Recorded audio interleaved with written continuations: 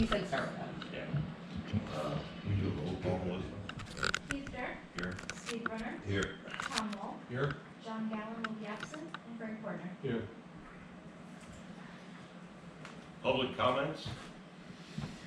No, I was just wondering, actually, not really, but since You we're were here. wondering, but not really. Yeah, exactly. Alright, well. That's a nice opening. Okay, yeah, there we go. Just a concern of the high turnover, and I don't think, obviously, a lot of people are coming, going here at the Borough Hall, and I don't think we're getting the picture as to why and what's going on. That's about it. I'd love to, I'm a promoter of transparency. I'd like to understand what really is going on and why do we have this. Obviously, anyway, that's it. Thank you so much. Having a lot of turnover, Michelle? Other than the front desk position, and that's just finding the right person. And Dan? Alrighty. Hmm? I'm sorry. Katrina? Phyllis? That was his choice. Phyllis? I know, but still. Phyllis? Phyllis? Sorry. Sorry, got caught up there. It happens. All right. Oops. At the end of May, cash and investments totaled $14,243,000. The increase of $2.2 million since the end of April is attributed to the influx of current real estate taxes, the processing of local mercantile tax following the April 15th deadline, as well as the proceeds from the sale of the Seagrave fire apparatus. The $14,243,000 balance will most likely represent the high balance for the year, as we're at the end of the collection period for real estate taxes and mercantile taxes. And we have not yet expended most of the capital projects budget. So from here, that you will see steady declines in that balance. So this is the high water mark. This is the high point of the year. Let's just hope it goes down slowly. I was disappointed that at the end of May, the rates at VIST were unchanged. Well, it looks like you've got some options here. I do, and for that reason, I have explored some other options. So let's. Pliget has been in Yeah, their contact- rates didn't go down. Yeah, Their Pliget, rates to us went down. Their rates didn't go down, as he keeps pointing out to us. Pliget's rates have historically been lagging behind what was available at VIST. More recently, that has not been the case. Pliget's rates are now 2, 3, 4 times what is currently offered at the bank. So in anticipation of meeting with the rep from Pliget yesterday, I did contact Tompkins last week and let them know that I was looking at other options and asked them if they could adjust their rate to remain competitive. And they did agree, effective Monday, the 6th, to move the intra-FI network deposit rate, otherwise known as ICS, from 0.18 to 0.45. It's still less than Yeah, half why? of what's available at Pliget. Yeah. Now, I had some immediate concerns in evaluating the Pliget offerings. Now that the rates are exceeding this, 2 primary concerns remained. One was our commitment to this, given the note that was recently executed. This is an excerpt from those documents that list the conditions of the note that was just signed. And it states that the borrower agrees to maintain their primary deposit accounts at this bank, from which all monthly loan payments will be automatically deducted. Primary deposit. Right, Chris, if you can weigh in on this, I interpret that to mean that our cash and bank accounts would suffice as our primary deposit accounts, and the monies that are currently invested in the intra-FI network accounts, the 9.4 million, is outside of that. Would you agree with that I assessment? do agree, I believe this is an investment account, not a deposit account. We used to have money with, community, whatever the other one is over here. Customers? Customers anyway, so it's not Okay. like it's. Well, the difference is, Act 72 of the Borough Code requires deposits at any bank to be fully collateralized. Public funds must be fully collateralized. Pliget is an investment trust that is owned by a company that is not a bank. So they are not subject to Act 72, but it is a permitted investment under Act 10. So after meeting with the rep, he really did dispel my concerns about the security. I learned that surrounding communities, including Spring Township, Coomer Township, the boroughs of West Reading and Shillington, the county, the JMA, and the school district all have investments with Pliget, which really bolstered my, I have a lot of clients who use. you do as well. I likewise confirmed with Herbine if they were comfortable with the information provided by Pliget, and they forwarded me a copy of a letter that Pliget supplies at audit time, assuring the value. So although it's not guaranteed as in a dollar for dollar collateral, recent history, which it goes back 40 years, I believe, the values have never lost, they've never fallen below the dollar unit value. So I do have, after meeting them, I do have a fair amount of confidence in the Pliget investments. How long have So- they been around? I think over 40 years. Chris would, So it's not a new It's- it is upstart, not, No, yeah. no concern. Now, I think we should pick some numbers here, and with these kind of rates compared to what Vista's giving us, I think we should absolutely look at whatever excess cash we think is in reserve and move it there. the first two products that are listed at 0.58 and 0.68 are very comparable to our deposit accounts. So I do not believe they would qualify under the condition of the loan. However, the next two products, the prime account and the term account, I think are two options that are worth considering. The prime account would double the VIST rate, bringing it up to 0.88.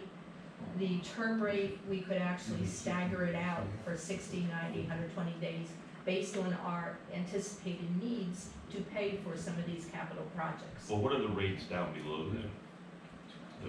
They're like a CD term, is that what they are? Yeah, there are CDs, but they're actually below the term product.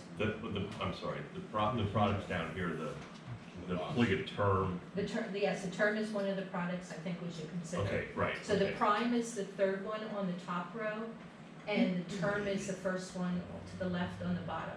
So if we commit to 90 days, they'll give us 1.48. Correct. Okay, to establish a relationship with Pliget, an account application would be necessary.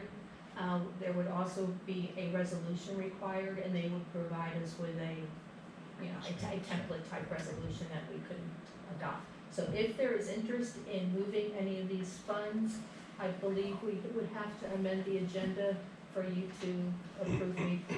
I'll make a motion, we amend the agenda to discuss the Pliget issue. Second. All in favor? Aye. Public comment. Public comments? No, sorry. Okay.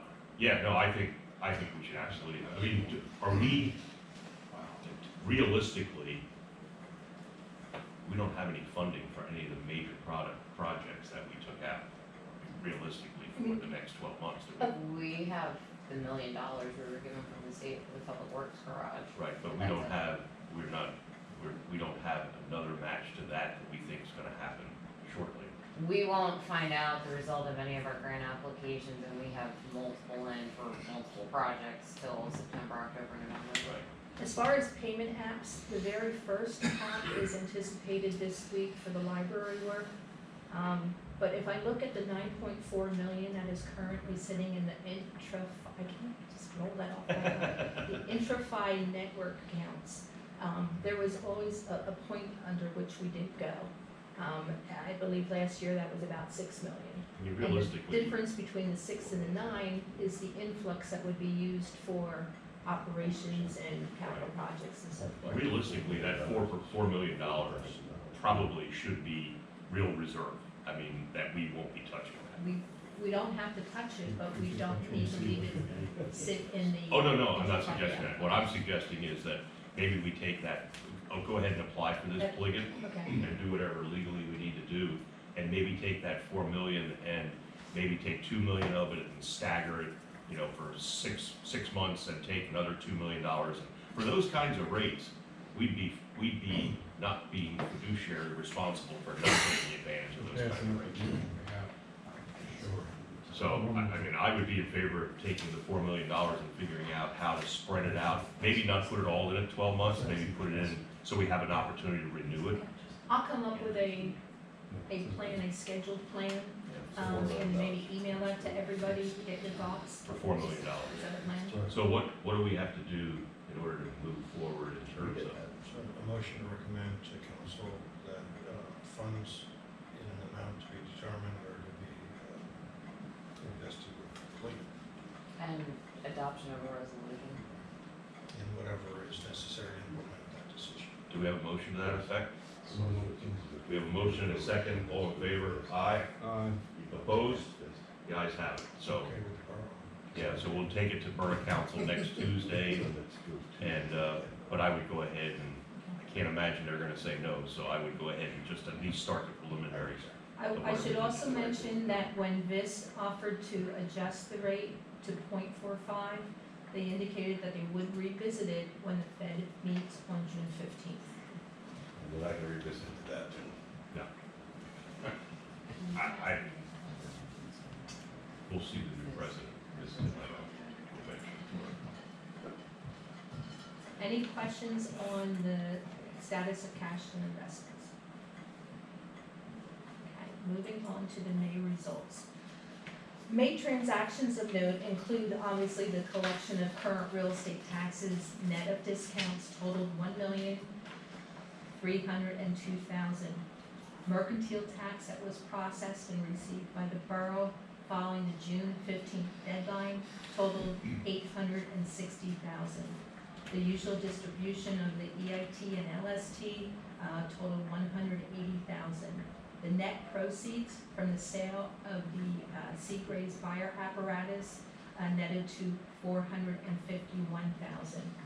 Pool and playground registrations continued, collected in the month of May was $81,000. With the up-to-date information on both the pool and the playground fees, the pool is now actually at 83% of the budget with the remainder of the summer to go. Memberships will continue to trickle in probably till about the July 4th, and then really daily revenue is what's anticipated on top of that. In terms of the playground, at this point, we are at 143% of budget. We had anticipated 45,000 in registrations. We're actually over 60,000. Pre-pandemic, the registrations were in the 380s. Current registration as of this morning was at 419. So we have well exceeded our budgets there. End up doing. Are we well staffed? And we, for the first time, not just have a playground director, we have someone above that. Right. No, it's good. Okay. In terms of expenditures during the month of May, the only thing that really is out of the usual cycle was the annual payment of the dispatching fees to the county, to the emergency services totaling $125,000. When we look at May results, if we compare the current May to the previous 3 Mays, you see positive variances in all cases, again due to the influx and the timing of the tax receipts. Year-to-date has the same results, so we have a positive variance of 587 when compared to year-to-date May of last year. When we look at expenses, compared to the prior periods, our expenses are actually at a low point when compared to the prior 3 May periods, as well as year-to-date, we have a positive variance compared to this time last year of 142. During the prior year, we were actually incurring expenditures for the 4th Street construction, where we have not yet incurred those types of expenses during the current year. For year-to-date, or for monthly results, for the month of May, revenues exceeded expenses by $1,923,000, bringing the year-to-date total to $3,698,000. When that amount is added to the beginning of the year fund balance, at the end of May, we have an overall fund balance of $14,719,000. Of that amount, $1,547,000 is reserved for future commitments, The only pending activity at the end of May was $140 in open permit fees. Already included in fund balance are open receivables totaling $476,000. When we look at the detail of what has been reserved, there are some incidental site expenses at the construction of the pole barn. Additional $10,000 is added each month to the MS4 reserve, bringing that total to $320,000. There have been no expenses incurred towards the bike route or the mobile cameras, leaving those balances intact. What you see, I've added a column for the reserve for the fire truck sale. The gross sale was $475,000. A listing fee of $23,750 was paid, leaving a net reserve of $451,000. The variance in the current year budget variance is changed by $9,984, and that was relative to some real estate tax reductions that I'll talk about a little more when we look at real estate tax collections. So that the remainder of the current year budget variance is $373,000. Is there any questions pertaining to our current fund balance or reserves?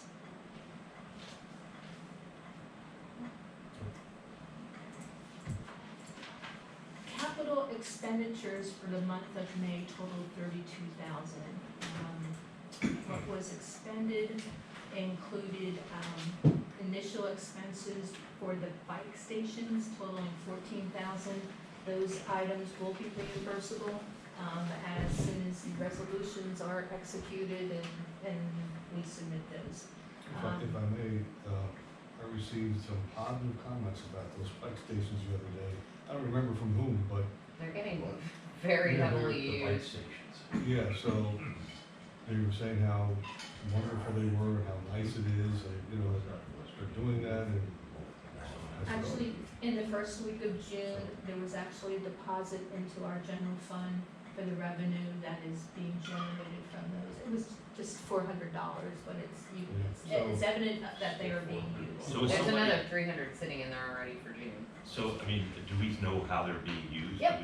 And people are using them? yeah. We When that have, person told me there was only one bike there when they went past, which means the rest of them were being used and everything, so. and if you notice, if you look at the two stations in Wyomissing, so there's one over in front of the medical school and there's one out at the Quarry soccer field. When we first launched, all of the bikes that started at the West Reading location in front of their pool had the West Reading Parks and Rec logo on them. All of ours had our Parks and Rec logo, and now they're all intermixed. So people are riding them point to point, some people are riding them in a big circle. We actually created an overflow drop-off lot across from Flannery Field where we have bike racks, that's like a virtual station. Yeah. Additional design work totaling $270 was paid for the Green Light Go program. The refurbishment of the actual plaque at the memorial was paid for during the month of May, totaling $700, and the balance of the flooring entering the pool was paid for, totaling $4,500. There was also trench restoration performed for the work on, I believe that was Woodland Road, totaling $10,000. So the capital expenditures, as I said, for the month of May were just $32,000, bringing the year-to-date total to $379,000. And we will start to see payment applications as work progresses on other projects. When those payment applications start to come in, I'll add those schedules to what we report monthly so we can keep track of those. Any questions on capital expenditures during May? No? Okay, moving on. Real estate taxes to pay for all these great projects. The tax collector reports collections during the month of May of $156,000. $21,000 of that was received by the borough, actually just yesterday. When that is combined with collections from April that the borough received in May, the gross real estate taxes received by the borough in the month of May totaled $1,326,000.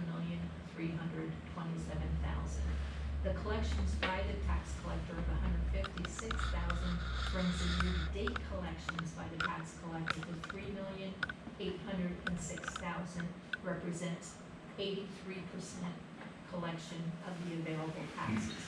And each of the green items that you see shaded are reductions to our current year tax availability based on the civil suits that have been processed at the county level. So we are lagging slightly behind prior year collections. I'm not immediately concerned about that. We'll know more at the end of June when the flat period expires. So of the 1.3 million collected, when that is netted down by discounts of 25,000 and added to the delinquent taxes received by the county, the net real estate taxes collected by the borough during the month of May totaled $1,321,000, bringing our year-to-date total to $3,814,000. That is a negative variance when compared to last year of $27,000. Any question on real estate taxes? I do have some information about those reductions that are being processed. These are the ones that were specifically processed as a result of civil suits that were filed. In a civil suit by the Days Inn that was actually concluded in November of '21, the county processed that change during May, and it resulted in a further decrease of $290,000 to the assessed value and a loss of current tax revenue of $1,300. That same order was effective for 2021 and generated a refund of $785 that was processed with the first check run of June. There are additional pending civil suits that are apparent on some preliminary reports we received, but the county has not yet posted them. We don't make adjustments to our tax rolls until the county posts them so that everything stays in sync. There's more out there. We look at local taxes for the month of May. 1,068,000 was collected, was a positive variance over the prior year of 62,000, bringing the year-to-date total local tax revenue to 2,810,000. That is a positive variance of 45,000, a larger positive variance of 387,000 when the comparison is made excluding the prior year sale of the Equus property. And look at the detail of each of the local taxes. The real estate transfer tax for the month of May totaled 47,000, bringing the year-to-date total to 210,000, which would be a positive variance excluding the Equus sale of just 4,000. We have already received, however, the May transfer tax was received in the first week of June, and that receipt totaled 171,000 and included the sale of 3 more significant commercial properties. What you see on a monthly basis is usually the residential sales. There was 3 that were actually posted during the month of May. 702 Kissinger Lane was a transfer among parties at the Country Meadows. 701 Crossing Drive was Best Buy, and 945 Hill Avenue was the Brookston location, and you can see the amounts for each of those. So through the end of June, we have met 64% of what we have budgeted for the year. So if there's a few more commercial properties thrown in there, we have the likelihood of meeting that budget. Michelle, do you have anything to contribute there? I can't think of anything immediate that's large. I know of a few several that might be transferring hands in the near future. If you what? Small, like smaller.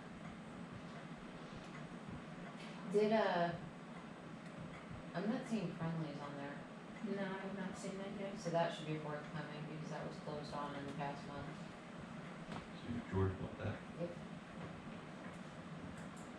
If you look at earned income tax, for the month of May, 120,000 was received, bringing the year-to-date total to 1,086,000. Likewise, we have already received the June receipt of the May collections that was $673,000, bringing the year-to-date total at the end of June to $1,759,000. We are just $8,000 ahead of where we were this time last year, and that would bring collections to about 54%. Now, this is a tax that is very cyclical. There will be large distributions again in September, and then at the end of the year in December, which is past our budgeting point. So the likelihood of reaching the $3,250,000 budget, which was a stretch, is, I guess, still near. I'm not making a call on that one at I this think time. we're still only 5 months in, that's, I saw that, I see that the trend over the last 3 months is lower than last year, Well, which were a lot higher than the year before. yeah, it's unpredictable, and we Hopefully have it no won't be a control trend for the over it. rest of the year.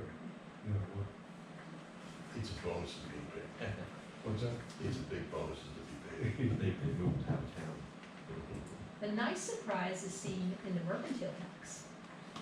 For the month of May, $860,000 was received, which brings both the Wilson and the Wyomissing over budget for the year at the end of May.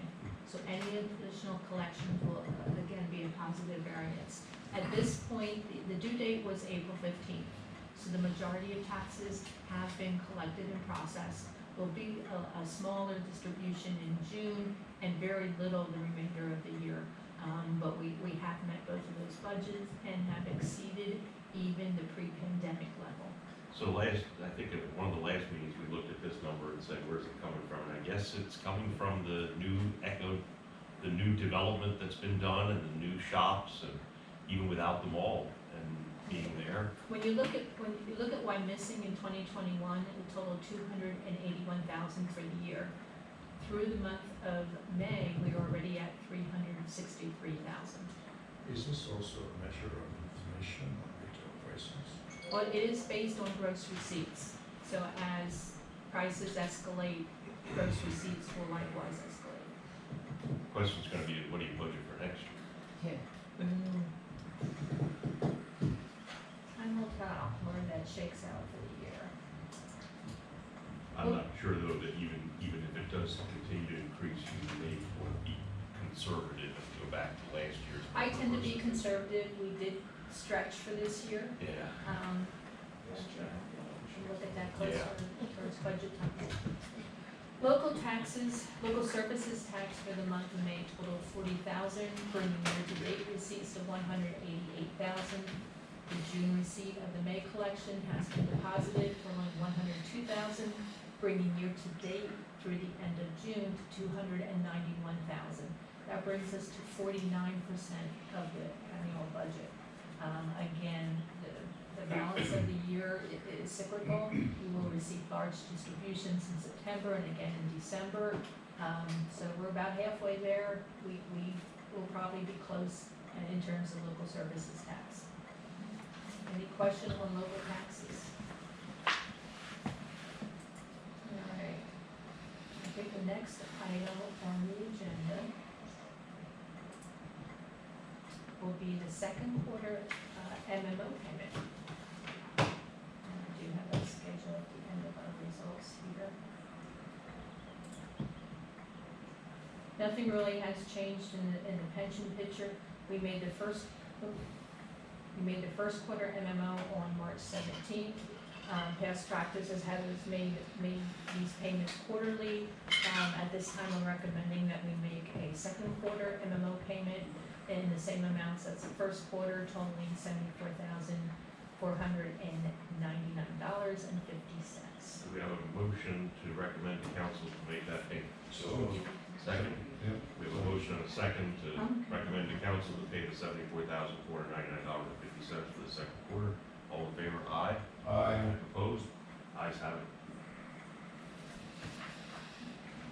Next item on the agenda is a recommendation from the infrastructure committee to bring utility billing back in-house.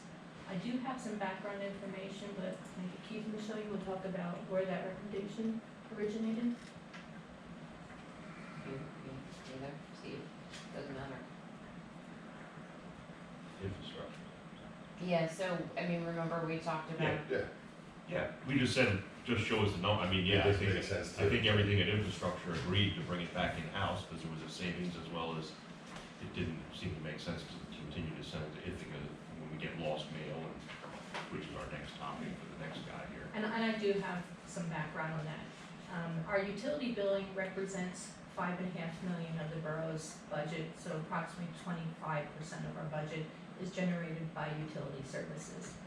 The process isn't as simple as just change where the payment's in. It's actually a 4-step process. Just to give you some background for those that aren't familiar with it, meter readings are gathered, the accounting software calculates the bills are printed and mailed, and then of course the payments are posted. And we look for efficiencies in each of those steps whenever we can. The meter reading process for all areas not serviced by Pennsylvania American Water, the borough staff does gather those meter readings. With each wave of new meters that are installed, fewer manual reads are made. With the current wave that is being installed at the end of June, Jim estimates that the borough will be about 70% radio read, so we are going lower and lower on manual effort that's required there. All those readings, whether generated by the borough staff or by Pennsylvania American Water, are then imported into the accounting system. The accounting system calculates the bills. Little has changed in that process. We've had some software updates, but the basic concept has remained unchanged. That is a process that I have been approached to outsource. That is a process that we have always kept in-house. In 2018, we did outsource the printing and the mailing of the invoices. That was at a time where utility clerk was retiring, who was fully dedicated to utility billing. Just as technology has evolved, the role of borough staff has evolved, and we were looking for efficiencies in doing so. In a year's time, we produce approximately 13,500 utility bills. During 2021, Sir Speedy printed and mailed 12,768 of those bills, so about 94% of them were processed through this third-party service. The remainder of the bills would have been printed in-house. Those would be the usual monthly or quarterly surcharges, as well as bills that are emailed. Emailing is an option available to residents who prefer not to receive their bill by mail. They can be emailed, so that would represent about 6% of the bills. Prior to us outsourcing it, you may remember receiving these kind of bills that were self-sealed, and they ripped off the different partitions. We went away from these forms when we outsourced the service. These forms themselves were actually very expensive. A year's supply cost about $5,000. After being printed, they were put through this folding machine. This machine actually is still in the basement, so we still do have this available.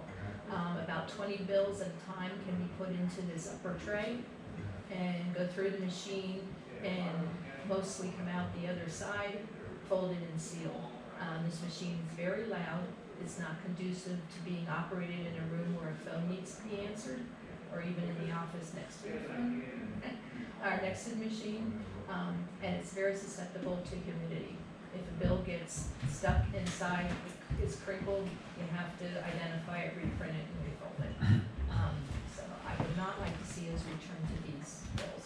When we talked about, when Kim and I talked about this, we were just gonna have in-house staff Okay. hold and stuff. All right, I have that information as well.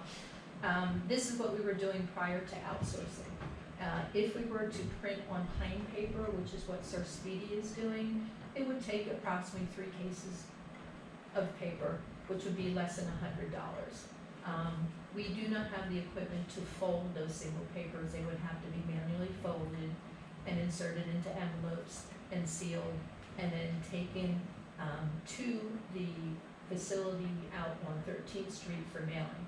The Wyomissing Post Office will not accept bulk mail, and mail delivered either to Wyomissing or to 13th Street at the Yatron facility is not processed locally.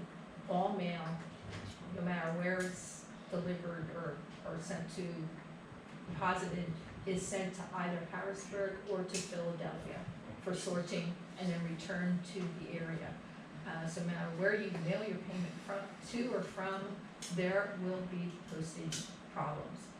It's inevitable, it's the way business is now, and there's little the borough can do to control that. The fact that payments are currently sent to Ithaca is merely a function of where the Vist Bank lockbox is located. It's very similar to me sending my Box Scouts payment to Texas or my Lowe's payment to Georgia. That's just the way business is processed. Whether there would be more opportunity for postal delays and non-delivery by mail going to Ithaca versus locally and it being returned to the area, there will still be problems that the borough cannot fix. That's just a condition of the current mail service. Once the bills are printed and mailed, regardless of whether we do that in-house or do it through a service, the payments must be posted. So although we print 13,500 bills in a year's time, we post many more payments. Kim estimates that approximately 100 customers make multiple payments on any single bill. There's installment payments. Some people pay $20 a week and they pay it throughout the payment cycle. So one bill can generate 3 payments, 6 payments, 15 payments. So there's more payments posted than there are bills printed. The estimate for 2021 is that approximately 15,000 payments were posted. In 2013, we went with a lockbox service that was available through Vist Bank. As I said, their processing center happens to be located in Ithaca, New York. 7,600 of those payments, or approximately 51% of the payments processed, were processed through the lockbox. Other payment options available include WIP, which is just the acronym for the payment service that is connected to the accounting software, so that you can click a link from the borough's website and make a payment online. The deterrent in using that method is that the third-party processor assesses a fee. There is a fee of 2.95% if you're paying by credit card. There's a flat fee of $1.95 if you're paying by e-check. So that is a deterrent to many people making payment, but 3,300 payments were processed that way during 2021, approximately 22%. In 2018, we also developed the ACH debit process, where if you provide your banking information to the borough, we can create an electronic file that's sent to the bank, and the funds will be automatically removed from your bank account. 2,200 payments, or about 15% of payments, were processed in that fashion.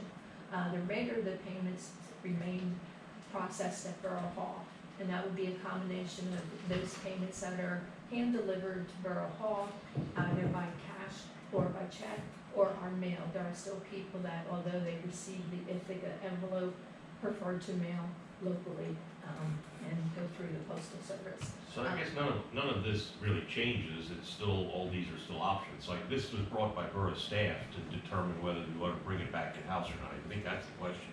So that was the recommendation, Michelle, you made a recommendation to bring it in-house, so what's the bottom line? I mean, Kim is willing to do it and actually expressed interest in wanting to So do it. the question we had before was, how much, what's the cost difference between doing it in-house? That, I mean, none of this really changed, so what's the cost comparison doing it externally versus internally? If you're gonna use current in-house staff, and you're not adding an individual to do it, it doesn't sound like it's gonna cost you more to do it in-house, and you're gonna save whatever you're paying the outside source. So what are we paying them to process this?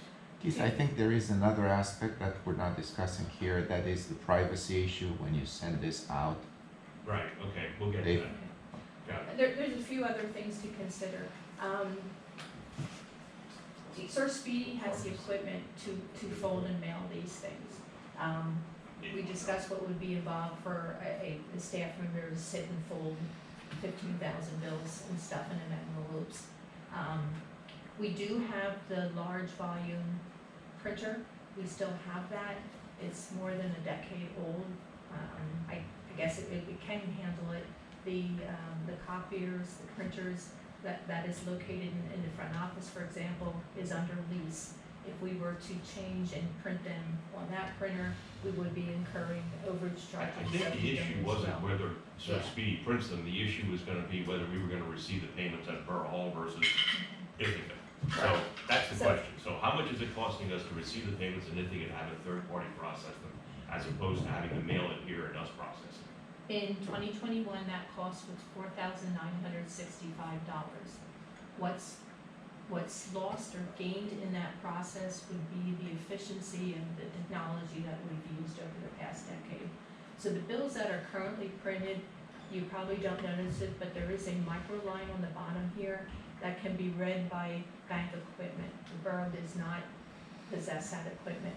So if errors occur at the lockbox, it's because the payment is not accompanied by a payment stub that can be read.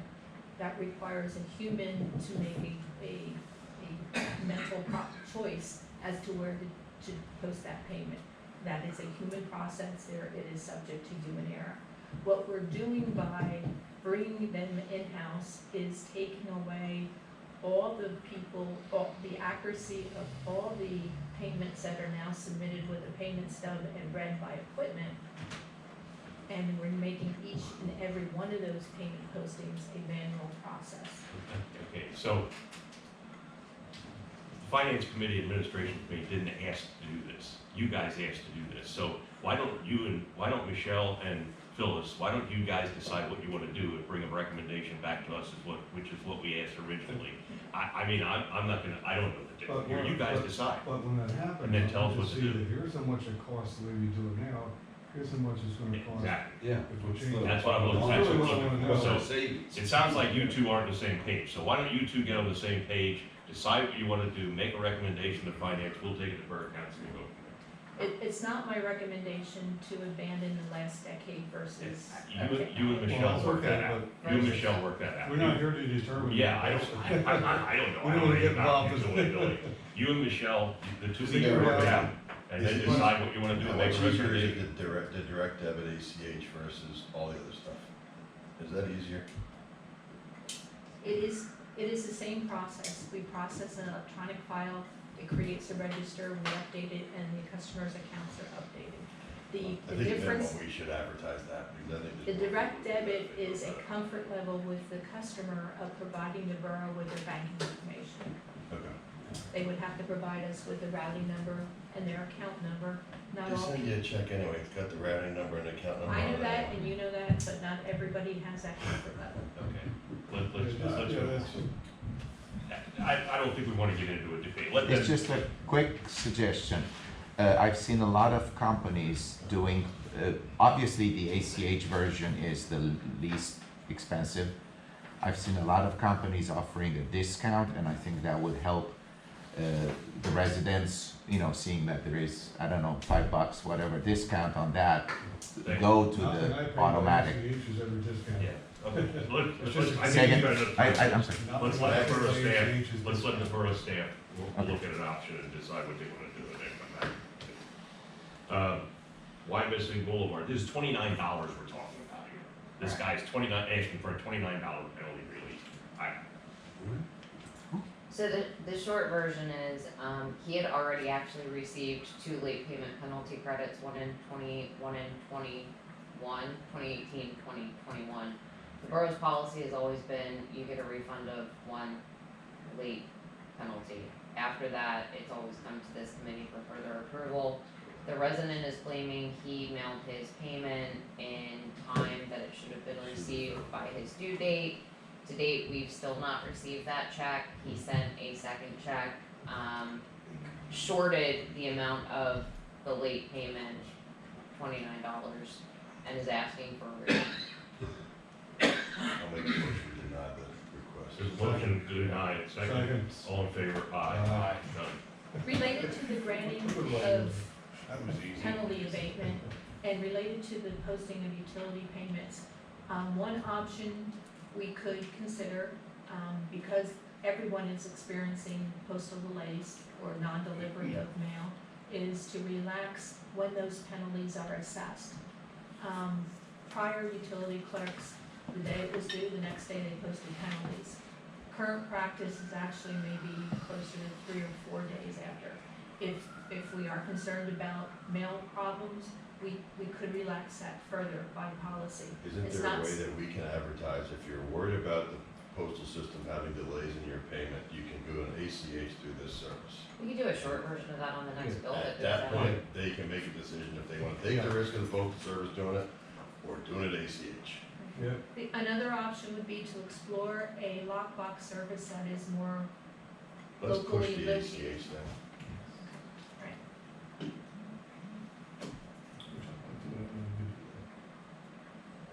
We can do that, yes. Okay, my registration veterans discount. This came up at the last recreation board meeting. There's a request from the board to consider implementing a 10% discount for any veteran. Similar to when you register for my rec account and have to show proof of residency, you'd have to show proof that you are a veteran to initiate the discount on your account. Is there a strong feeling for or against this? Do we have any idea Discussion. how many veterans we'd be talking about? It's not. Yeah. no, there's fewer and fewer of them. Right. I mean, the conversation came up, you go to a lot of retail stores, Lowe's, Home Depot, you know, places like that, and you get some type of discount for being a veteran. Veterans of the United States. I mean, I don't have a problem. Yeah. It's not big, I'll make a motion that we We have a motion to approve it. approve this and recommend to council that they have a 10% discount for all veterans as they check all the, do we have a second? Second. We have a motion and a second. All in favor? Opposed? Ayes have it. To be clear, we're talking about veterans of the United States, correct? Yes. And it's only for rec. Correct. activities. Yeah, I mean, we don't, would that be like pool then also? Pool, playground, if you wanna rent a pavilion, So a veteran's kids would get the 10% discount or just the veteran? Just a vegetable. just the vet. Right, okay.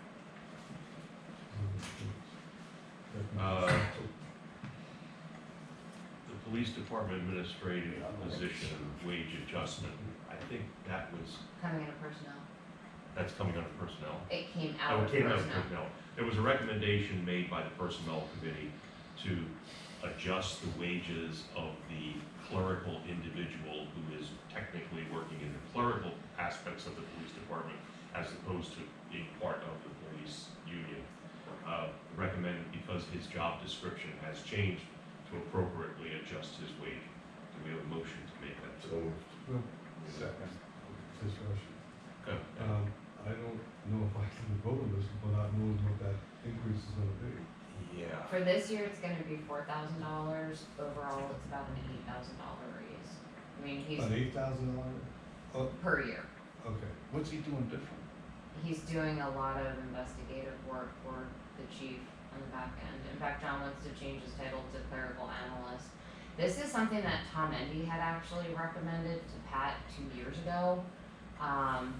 That I don't think Pat ever brought it up to the personnel committee. I mean, I found documentation going back 3 years that Tom Endy and then John were trying to get this in place. You never brought it up to the personnel. yeah, I remember Yeah, what is the base, what's the base salary? He's currently around 52,000. So about 9%. He's going to 8%. 60,000. He would go up to 60,000 with the Okay. raise. That's it. And there was also Well, apparently document, there's been no adjustment made for any of the additional duties that he's been given. and there's also documentation of similar positions at other local police departments that are actually higher, at a higher. I'll make a motion, we, And he's actually doing some of the work that we have to hire somebody else to do. I'll make a motion, I'll second. We have a motion and a second not yet. to approve, recommend to council to approve the wage adjustment for that position. All in favor? Aye. The ayes have it. Noes? Ayes have it. Procedure This is on the agenda at my request. If you recall our recent council meeting, we had a question about whether or not council could modify the minutes of the planning commission.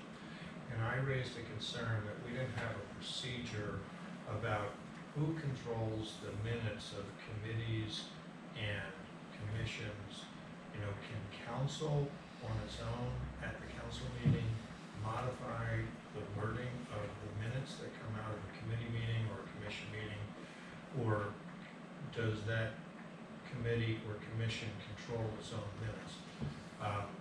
You know, it is my request that there be some clarification about that, just so there's consistency.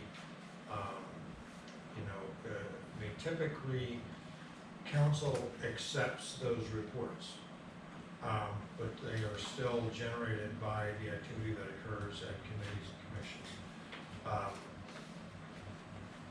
My recommendation would be that,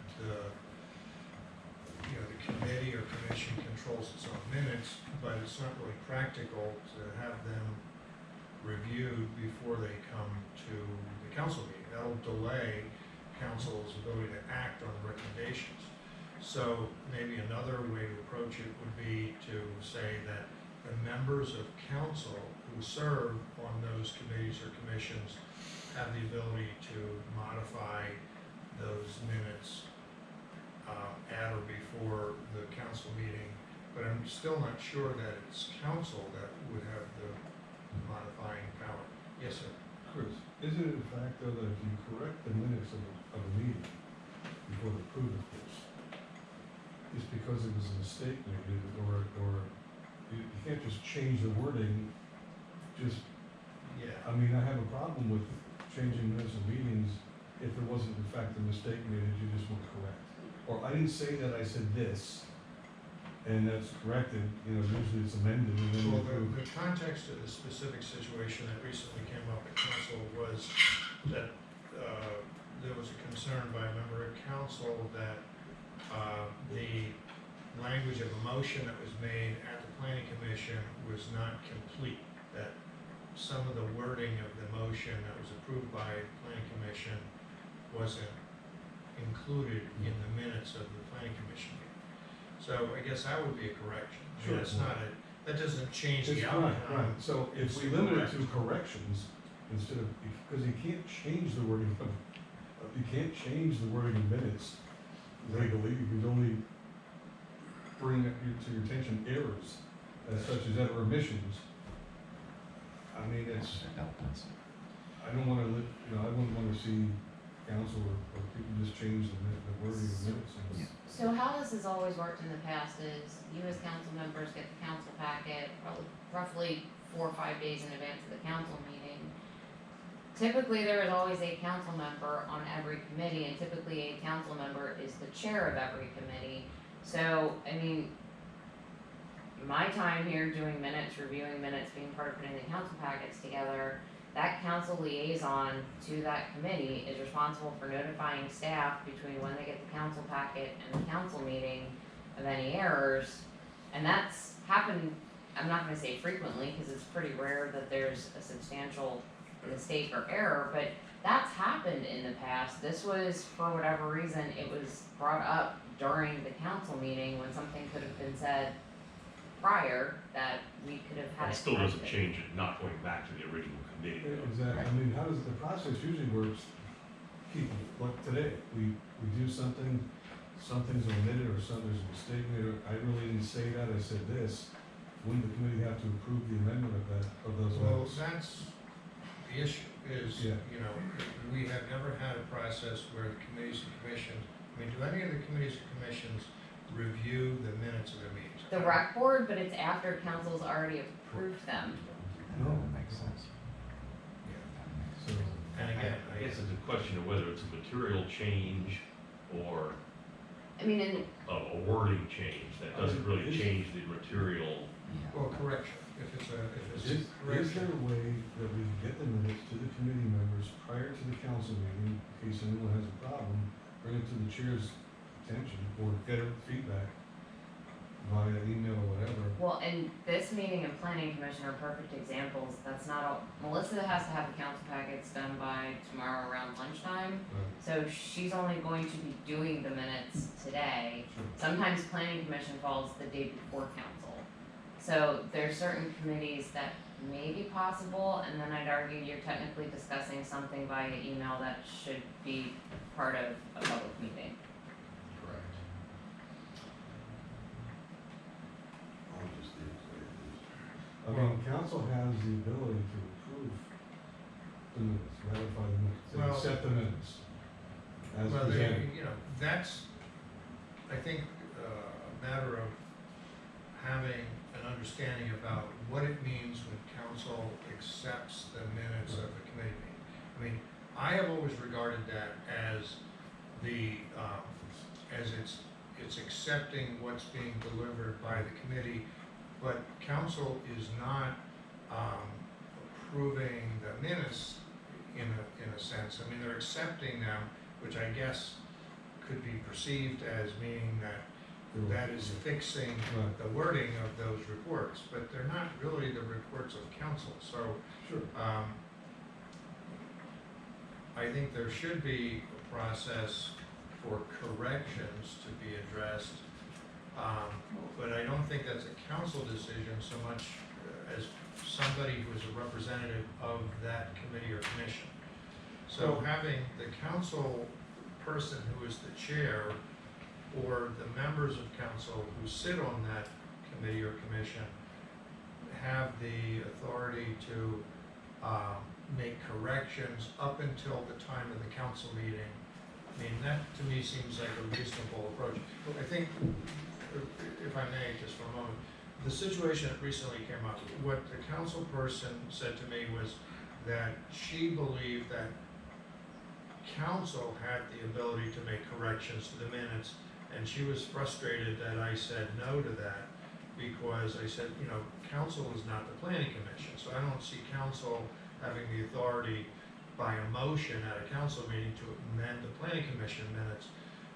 But she said she waited until the public meeting to ask for that change because she thought that was the correct procedure. So that's why I said, I think this committee should clarify what the process should be for correcting errors. I have a suggestion, so today's meeting, we're gonna see minutes of this meeting sometime, before the packets go out. No. No. Okay, so why don't we send the copies of the minutes out? If someone sees something, you know, we can bring it up at the next meeting. So council accepts the minutes as presented, next month we discuss them. Last month we said this, I didn't say this, I would like that corrected. It gets corrected, that next batch of minutes goes to council, who accepts it.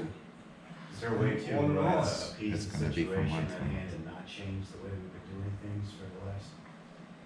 Yeah, that's Well, that also would be creating a one- lot of that would be extra one work month. for Well, Melissa. why, but if we don't, we never looked at minutes Oh, I of this know. committee Oh, no. in 15 And I years. just don't know the timing allows them to do that, to prepare Why them would and we get do them that out. just for Yeah, I think one it issue? would potentially confuse things if we do that, because what if that, after the fact review by this committee changes something that council's already acted on? Approved, That, sure, I right. think is not practical. So that's why, you know, again, to me, a policy that approves what apparently has been historical practice would be the best approach. And to put that into words, I think it's been, members of council who sit on committees or commissions have the authority to direct the staff to make corrections up until the time of the council meeting for a committee or commission that they sit on. And if the staff feels that, you know, that proposed correction is not accurate, I mean, I would rely on the staff to bring that to our attention. Are these meetings recorded? Is Well, it it's not, part of the is- official. it's not just the wording, I guess the only issue would be if it really changes what the committee is asking the council to either approve or deny. I think that has to be relevant in some way. Yes, it's Uh, very if- relevant. You know, but if it's a wording, if it's a motion that was made that's general information but if it's saying to council, the planning commission's making a recommendation for them to approve building the road here or the building here, but they left out the fact that they also have to add a parking lot, that's a different issue than someone saying there's a wording issue.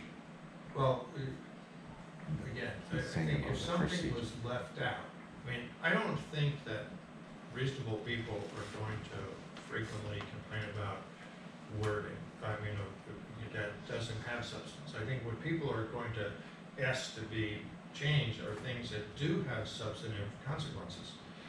And that would be if something is omitted, if there's some part of a motion that's been omitted, or a motion itself in its entirety that's been omitted. You know, that's the kind of substantive thing that somebody is going to want to have modified. So I think it will be things that have consequences that are going to be modified. But it has to be accurate. I mean, it has to be a real thing that actually happened at the public committee meeting, not something that's being changed after the fact. I mean, that cannot happen. We can't have things changed in the minutes from what actually was decided at the committee meeting. So, you know, who's the gatekeeper on Well, that? wouldn't that fall under like corrections? Are there any additions or Or corrections. corrections? And if so, then it's up to the chairman, which is a council person of that committee or commission, to Well, I mean, that's address that issue. right, because, you know, the That's on the council, council. council is the only body that reviews its own minutes and approves its own minutes. Everybody else, I mean, you say. Rec board does, but it's after the fact. After the fact, right. So, but council is, so if planning commission comes with a recommendation, council is still making a separate motion as to the action that's to be taken. That's right. Correct. So the planning commission can come and say, they had a committee meeting and the planning commission recommended to council to do this. Council is making their own motion and can certainly amend it, and not based on what they did, but they can just say, yeah, we're gonna make a motion and we're adding to the motion that the planning commission recommended. This is the motion that's going before council and they can vote on it. Doesn't really matter what, there's only a recommendation. You're absolutely right about So from that standpoint, I think John's right. Why change it? And that's fine, but you're not. 'Cause it doesn't the sound one like- issue was changing your wording or Yeah, something. and then That you don't wanna No. get involved with. let them go back to the committee that, it doesn't change anything because Right. council already moved forward You're with the action You're based amending- on the you're recommendation. amending the motion where we're doing, not changing Alright. the wording of it. minutes. So, it sounds to me like there may be two practical options to move forward. One would be to have a policy that says that members of council who are sitting on a committee or commission can can ask the staff to correct mistakes. That would be one option. Another option would be, if you're a member of council and you sit on that committee or commission and you think something is missing from the minutes that affects a recommendation for action by council, you bring that up when the action item is being discussed at the council meeting. And don't mess with the wording of the report. Right. So those are two different options. I think they can both be good options. They can both be enacted. I mean, I think they can, you know, we had a finance committee meeting this morning, we said to Phyllis, take $4 million. Well, the minutes come out and it says, we're gonna buy a $4 million 12-month CD. That's not what we said. So when the discussion comes up, the recommendation to council was, it wasn't really what that said. It's, we're gonna do, this is what we decided to do.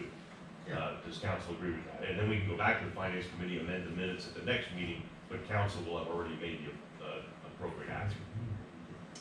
Yeah, I think the council minutes can clarify that kind of a situation. I mean, that's one way to handle it, is you can just leave the finance committee minutes alone, Right. as long as you explain in the council minutes why you're not following the committee report recommendation verbatim. You know, and I think that can be handled through discussion that is held at the council meeting and reported in the council minutes. I mean, basically, it doesn't matter what the committees say in the end. It's really what's discussed at the council, and what's approved the council. They can change any motion, anything they want, and decide to do something different, and Well, that becomes a law. But they're just recommendations. The Right. committees are only making Right, recommendations to council. You know, if I need to find the Council history doesn't on have to accept something any recommendation. that council approved, the only reason I'm going back to committee meeting minutes is to maybe better understand the backstory. I mean, normally your council minutes are very succinct, it's just getting to the point and the motion. So it's really only if I need to know, well, why were we even Right. talking about this to begin with, that you're going back to look at a committee. So I like the second of those alternatives where you have, the council could just decide what they're gonna do and So I think, point out something that was wrong and report it. it sounds pretty much like that's what we've been doing. Yes. All right, so, That's what we've always done, exactly what council has, the committee, the council accepts the reports, you can bring them to us. And each committee chair reviews that, and if there's something that needs additions or corrections, needs to be made, council votes on it and changes it accordingly.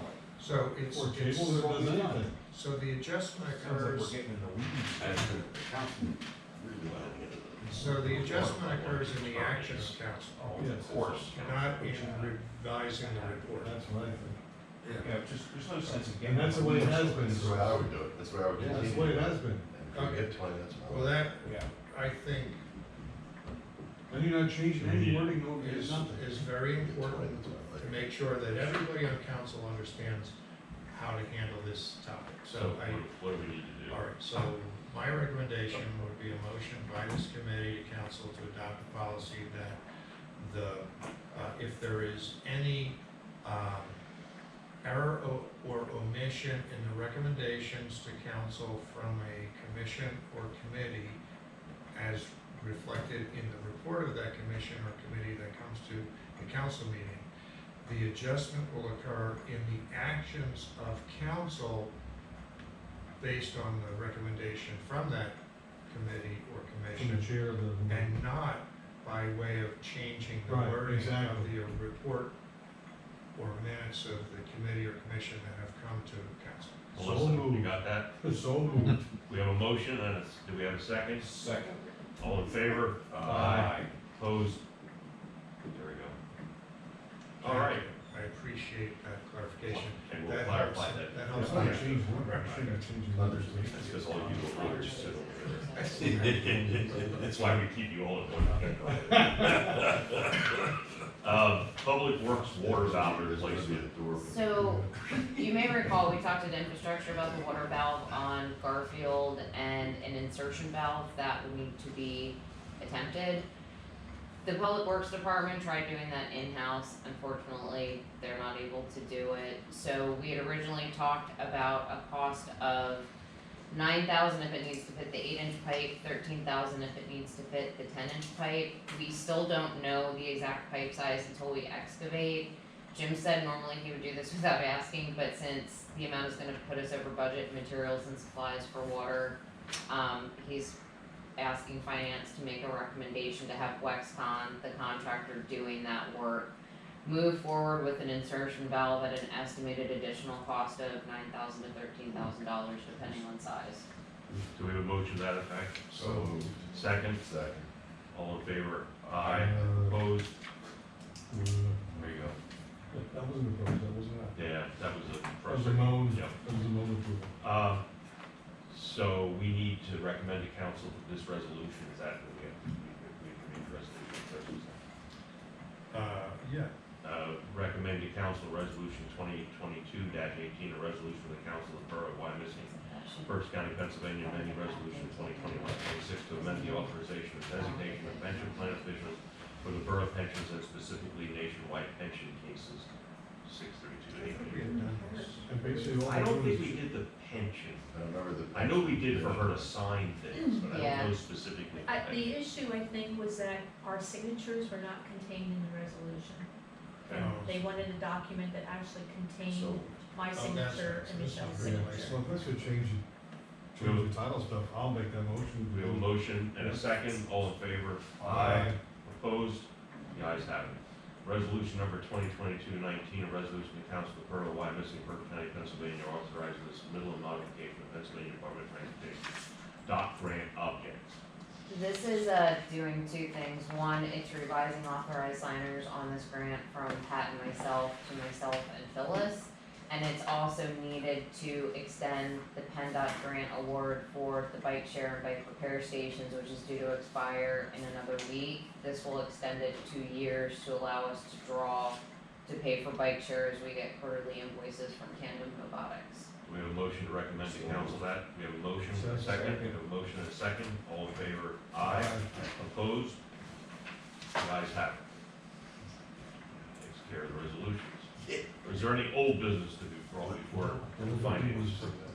Any Any old business? Any old business to be brought before the finance administration committee? Any new business? Do we need an executive session? We do, okay. Contractual matters. All right, there's a request for an executive session to discuss contractual matters. I think it's, personnel.